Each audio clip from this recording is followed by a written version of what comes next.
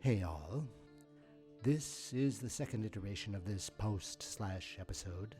The first time around I was stuck on current events which were all holiday related and just ended up being a not too interesting going on about just what the holiday season involves in my household. Not all that different from what happens in households around the world. So instead of anchoring this post/episode in the here and now, I'm going to try and cast my mind forward to when you're actually listening to my words, which, according to the schedule, should be round about the 12th of January. The last part of that last episode talked about me spending a few episodes reading out my second, but really third, novel, The Old Doctor, the Young Man, and the Schoolteacher. I mentioned that I had chosen that one over the one I'd written before because of the number of suicides involved. That is 1 versus 6 or 7. Well, I'll get to that in a moment as well. As I was structuring the episodes, that is, breaking the novel down into manageable pieces for around 30-minute episodes, I found that breakdown kind of interfered with the original structure of the novel, which I had been very careful in laying out and then building upon as I wrote the piece. So I decided that The Old Doctor, the Young Man, and the Schoolteacher was not appropriate material for a fictional interlude here on You're Listening to Radio Revel. I felt kind of frustrated. I wanted to do a fictional interlude, but I'd invested quite a bit of time in using ODYMST for it. I didn't feel like trying to write new material. I'm kind of looking at other activities for the next few months. That's why I wanted to lean on this older material. I even considered just not doing anything, just turning away from the podcast. Let it fizzle out. No one listens to it anyway, or only a dozen people. It's not like I'm having an impact on anyone's life here. I've always known that. Could go all out with my divorce from the liquid light screens in my life. Go practice the guitar. Go study the violin. Go play that piano you've got set up. Design and draw up that graphic novel you've got in mind and bother to find someone to publish it. Spring is right around the corner, or I'd like to think it is. Go out and do all that work in your patio you've been talking about for years but have always put off. Go out. Go west. Just go. That's still an option, even as I prepare this episode by writing these words. I've seen other trailing edgers out there on their YouTube channels. They're on my wavelength. I should reach out to them. We could collaborate, but I just can't be bothered. I am aware of some on Substack. I even try to be social with one of them regularly, read everything he writes, leave a thoughtful comment more often than not. But again, I'm feeling that can't be bothered lurking around each and every corner. If I really believed this verse, peace, world peace can only come when peace is known to everyone, then I have to work on my own peace. I have little or no influence over the peace of others, and less when the lack of peace outside of my little world, remember, if you save one life, you are saving a world, that lack of peace robs me of my own peace. How can it be peaceful to rave on about this not being a question of right versus left, good versus evil, but rather so obviously a question of who has a lot of money versus who doesn't? How can it be peaceful to want to shout out, "But he's guilty, why aren't you doing anything about it?" Or, "What's wrong with you all? Are you really that feckless?" Or, "What's wrong with us? How have we allowed this to become our reality?" Nope, none of that brings me peace, and that's why I choose not to do it. The Old Doctor, the Young Man, and the Schoolteacher was written at a period of my life when I was very, very alone. It was written on the shirt tails of a novel that tried to weave dozens of lives into one as a way to understand my own confused life, perhaps even my decision to leave the States and be alone. It was written 35 years ago as I struggled with being alone, while at the same time trying to convince myself that I wanted to be alone. It was written to explain to myself who I was, what I was experiencing, how I might manage myself. and it was written at a stage of my own development as a writer in which I can see the value but can also see just how rough the work is. So when I saw that making it work for a podcast structure was going to damage about the most important, the strongest aspect of the work, that is, its structure, I just decided no. Well, I kind of got over the just quit doing the podcast attitude. I'm not much of a quitter. I'm tenacious that way. Helped to chat with some fellow podcasters earlier this week as well, getting some energy from them without letting them know that my ambiguous avoidance of sharing goals for 2026 was actually me not saying that I was thinking about quitting. Didn't want to go down that path. Just had to decide for myself. And that decision took me to where I am as I type this up. It's a collection of 3 longish short stories that I put together during the stay-at-home confinement of COVID in March of 2020. Putting that collection together had been a pending project for a couple of years, but I never put aside the time to actually do the work. The 3 stories were pretty advanced in their process, only a bit of light editorial work was needed. I'd gone over them so many times since their writing. Since I wasn't going into work, since work was actually on pause for me for 3 months, I took advantage of that time, did a final edit, formatted and self-published the collection under the not-too-imaginative title 3, and put the ebook on the market for sale at a price I figured maybe a couple of people might be willing to pay.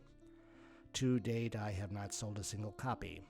But I'm not going to lower the price just to sell it. Sorry.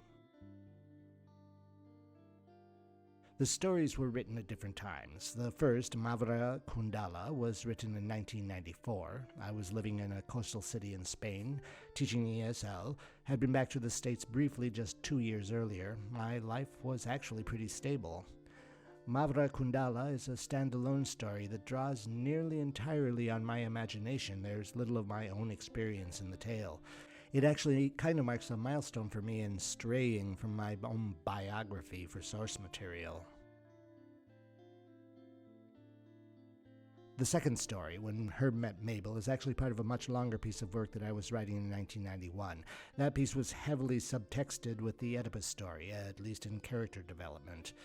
This fragment of that longer work, I think it was named 2042, well, that which survived was actually right in the middle of the story that I was trying to develop. I'm glad When Herb Met Mabel was what I got out of the experiment. There is a ton of autobiographical material there. Anyone who has listened to any of the biographical episodes in seasons 3 and 4 of You're Listening to Radio Revel will hear things that sound familiar. Links are where links belong. The final story in the small collection, The City of Towers, is, like the one before it, actually part of a longer work that I called Realities, first written out in the summer of 1990, just after the aforementioned alone time. That period of being alone ended with the return to Spain of a friend whose flat I had been staying in. It was marked by a serious falling out between that friend and myself, my moving in with a couple of Spanish girls and spending the entire summer writing out my frustration with that friend while working on a musical theater work with a Spanish friend who wrote poetry. I was still feeling bohemian, I guess. A curious point to this story, besides the fact that the main character is based on someone I actually knew when I lived in New York City, the crime described actually happened to someone I knew, and much the way I describe it in the story. Now, I said I'd come back to the time warp thing. Yes, I did say that. Quote, I'm really getting to like these jumps from time frame to time frame, but I'll get into that a bit later on. One of the challenges I've faced, both with this collection as well as ODY, MST, and even some of the stories I've shared from exile, is that my storytelling style often doesn't respect linear time, and I don't bother to let the reader know that. What I mean is, I may begin writing about the present moment in the story, then jump back to an earlier moment that the present moment reminds me of, then suddenly return to the present moment, all this without using transitional devices. I know this can be confusing. I can see it as I read the stories aloud. Yet, if you are reading the words, you can kind of get your bearings by going back and rereading the paragraph before, or you might get the time warp jumps just because of the way in which they appear on the page or the structure of the paragraphs. Hearing them, though, you might feel a little queasy, like suffering the time jumps in Foundation. That's okay. You'll figure out when you are as you listen. Just listen and let your mind figure out the timeline. Or maybe listen again, I won't mind. This time warp jumping happens in all three of these stories. Another thing I said I'd come back to. Quote, I mentioned that I had chosen that one over the one I'd written before because of the number of suicides involved. That is 1 versus 6 or 7. Well, I'll get to that in a moment as well. It's kind of my thing. People in my stories die. In these stories, the deaths range from old age to food poisoning, murder to suicide. There's even an infant death, umbilical cord strangling. I am heartless, but I am the author, and each of those deaths is just a part of the story of the lives of those who experienced those deaths. The majority are pretty peaceful. Some are a little disturbing, but in the end, they are just deaths, just part of life. I'm not warning or apologizing, just thought I'd say this about them. I also kind of like that this collection of 3 stories was finally put together at the same time as I was beginning the podcast, You're Listening to Radio Revel. What began as an added value publicity trick and an effort to get some attention and clients on a language learning platform has become, over the past 6 or so years, something I do. Just as I don't really care that I haven't sold a single copy of 3, I am also kind of indifferent to whether people tune into this podcast. It's just one of the many things I enjoy doing that I do. Some others may enjoy it too, but there is no real goal of others listening or reading, though it would be nice. I think there are people out there who would enjoy this stuff, besides me, that is. Just leaving a digital footprint that might someday be discovered and might not. Who knows? Which also leaves me with a kind of unknown. This fictional interlude is only designed to take me through the beginning of April, and the beginning of April coincides with spring, which coincides with good weather, which coincides with projects that do not involve liquid light screens and invisible X-waves. Will I be back to my hijinks in the Trailing Edge series? I kind of hope not. I kind of hope that I've been successful in turning away from all that makes me edgy, anxious, frustrated, sad, even angry. I kind of hope that I stop caring about artificial intelligence or oncoming authoritarian rule or nasty hot summer months, though that last might be hard to avoid noticing. Who knows? Maybe I'll finally just turn You're Listening to Radio Revel into a constant fictional interlude. Wouldn't that be fine? I do have some new stories bumping about somewhere.